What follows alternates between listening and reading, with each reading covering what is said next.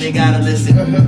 Yeah, you see me when I'm running whipping. I've been in the kitchen for a long time, cooking up these beats, making all these feats, making all these things happen for all my team. People that wanna be in the man, they all a dream. Yeah. Let's get it. I remember back when she wasn't fucking with it, and then I hit it. Now I'm all gonna. Hey, what's going on, man? It's your boy Jayybraxx, and I'm here with my man SCOOPTV. We live. Let's get it.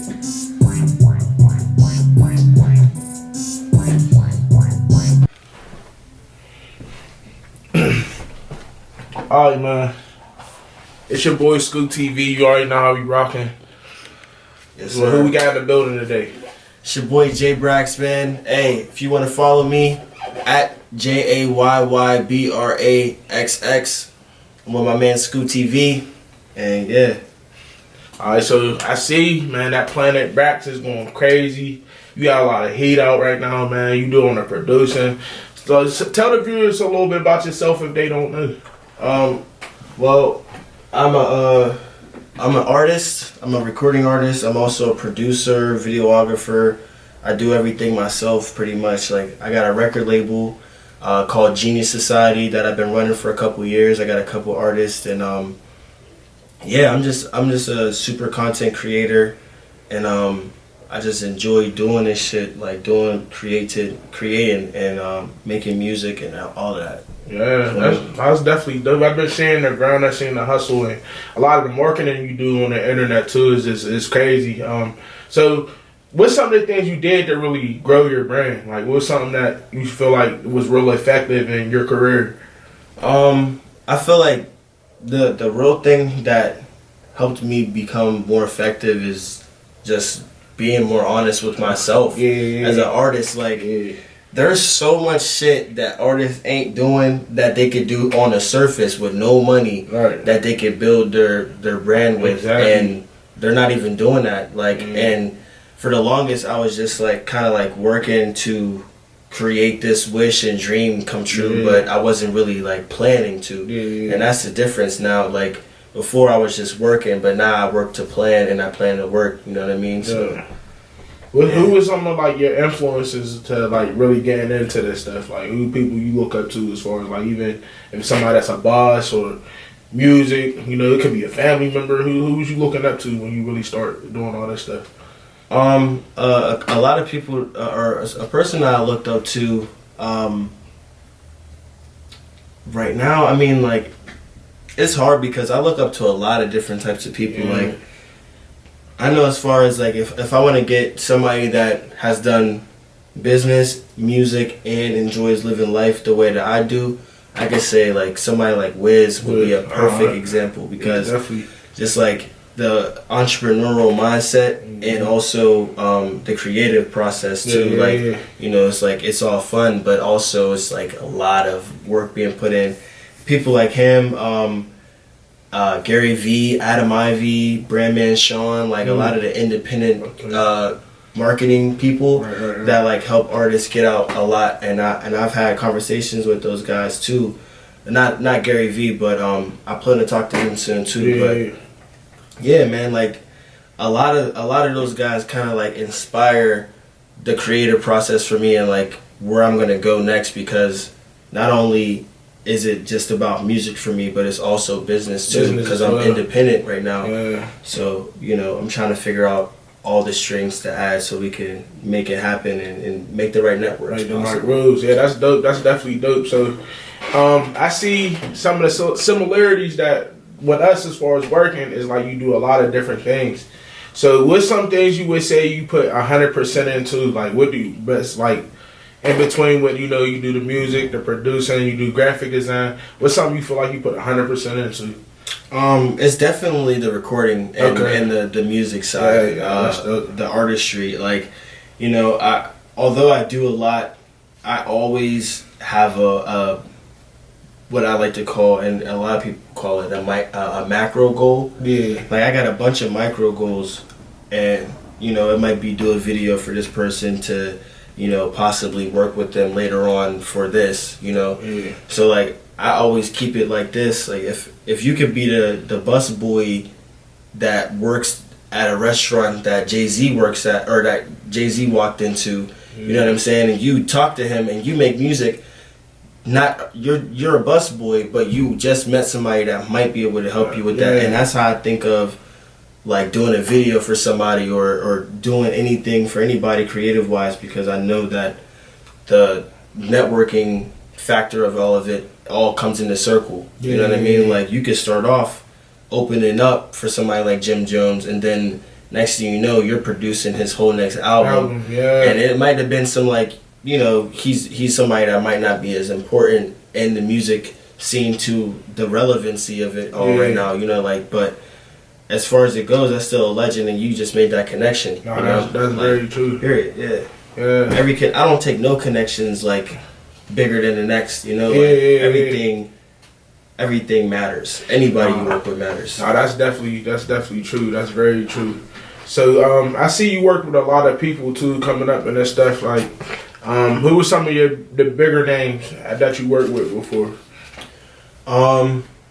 Like work with like how like as far as like the producing or like you recorded them or anything like that. As far as like production wise, I work with like a lot of Pittsburgh based artists that are more popular, like for instance Hardo. Okay.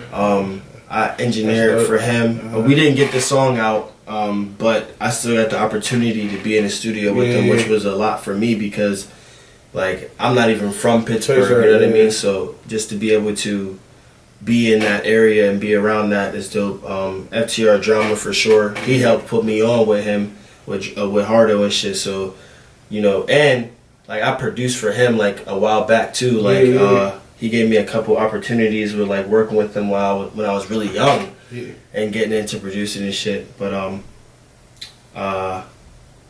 as far as like big names though, like working with them and recording, I haven't really recorded too many big artists. Like I got the opportunity to do a video for Lil Boosie. Okay. That was pretty big for me as far as like production wise. But you know, as far as that goes, I'm still trying to figure out who I want to work with and what would make the most sense for me right now.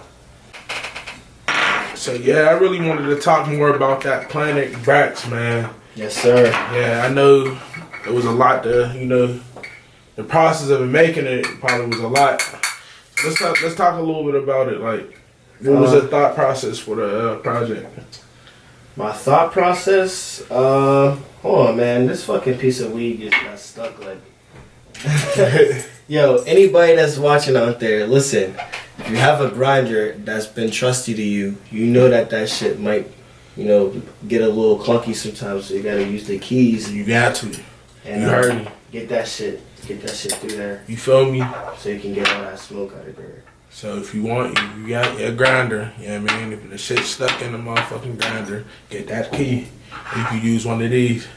Facts. Oh shit. But my whole process on the Jayybraxx project was pretty much just like my bad, I'm like facing it from camera shit. It was pretty much just like what can I do to get myself out there to the people that I know already listen to my music, and like I went through a rebranding phase, so like I kind of like went off of that too. Like I don't know, for Jayybraxx I really just wanted to bring people into my world a little bit, like, and just get them to feel how I feel within my music right now. And like, although it's Jayybraxx, like as in it should be like where I'm at all the time, Jayybraxx changes all the time, you feel me? Just like Earth through the 4 season places of the world, like I'm always changing, so I just was going off the vibe. Different flavors, you got to, man, because if you stay the same, they won't expect that, you know what I mean? So the more you just develop yourself, your image and stuff like that, man, that's the only way it's up. So yeah, like how many tracks is on it?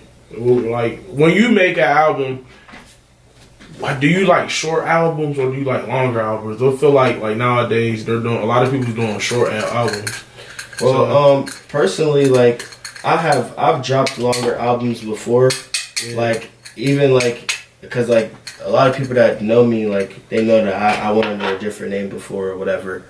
But like, you know, I've done projects where I have like 21 songs and it's like over an hour and some change worth of music, and then like, you know, to go from that to a project that's probably like 15 minutes long. Jayybraxx is 5 tracks, and it's an EP, so it's not a full length album. It's just a quick project that I put together over a period of time. But like a couple of those songs are like pretty dated. Okay. But after I listened to them and I like found out how I wanted them to fit within the project, it almost felt like they were the project and I was just building around them over time. Yeah. You know what I'm saying? I see what you mean. Yeah. All right, so I see you in there. You got it in a magazine. How did you go about doing that? How did you link up with those guys over there?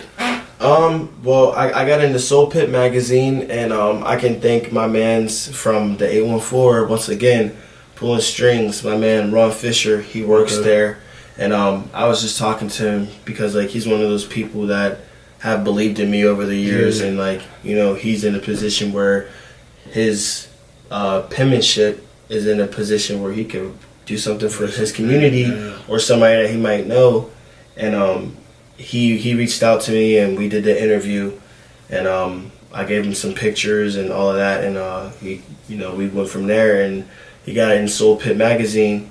And the crazy thing about that write-up specifically, there was a couple write-ups I got most recently, like Point Park, I got a write-up there.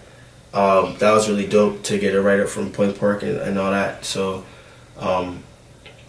places like that. But like Soul Pit magazine, I literally grew up with Soul Pit because like I grew up in a church pretty much. You feel me? Like, and at my church, her father worked there I guess he worked there basically as a trustee. Okay. He was a trustee of the church, and she would always come through with her books, or not her books, but her magazine articles, and their quarterly. So we would get them for free at our church. And ever since I was young, I saw Soul Pit magazine, and now, you know, I'm older and I'm in it. So that's crazy. Like, that's dope. Definitely that transition. You looking like, damn. I was reading this growing up, man. It's crazy how life that works out for people. Swear to God. So like, just let the girls know where they can follow you at. You know what I mean? The Jayybraxx, where can they listen to that? Yeah, Jayybraxx is everywhere. It's on all streaming platforms. It's Jayybraxx, BRAXX. You can follow me on all social medias at Jayybraxx. Like I said before, JAYYBRAXX, And just get up with me and let's talk, man. I'm all about networking with artists and trying to get out there more. And Scoop, I appreciate you, man. I know, man. Appreciate you for I appreciate you too, man. You gotta make sure you stay tuned. This is dropping these songs, SCOOPTV 24 on IG, and you heard it here first. SCOOPTV, we tapped in. Let's get it. New music coming soon too, man. Stay on the lookout. Clothing dropping soon. You know, all that. Project dropping real soon. So stay tuned. You heard it here first. Dope.